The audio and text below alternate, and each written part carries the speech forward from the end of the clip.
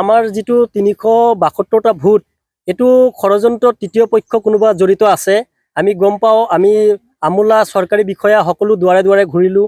কাৰণ তেওঁলোকক আমি জনাব বিচাৰিছিলোঁ যে আমাৰ গাঁওখনত এইটো এটা পৰিস্থিতি হৈছে। আমাৰ ৱাৰ্ডটো এটা সংৰক্ষিত ৱাৰ্ড আছিল, ৫ নং ৱাৰ্ড।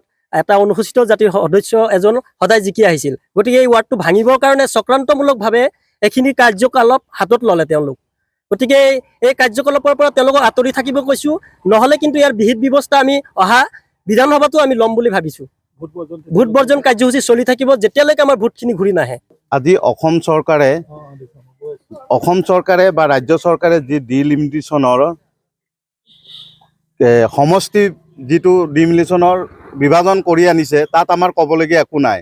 কিন্তু আজি তাৰিখত দিচাংমুখ গাঁও পঞ্চায়তৰ অন্তৰ্গত 10টা ৱাৰ্ড আছিলে। সেই 10টা ৱাৰ্ডৰ ভিতৰত 5 নম্বৰ ৱাৰ্ডটো অনুসূচিত জাতিৰ ৱাৰ্ড আছিল আৰু সেই 600 ভোটাৰ আছিলে বিজেপিৰ।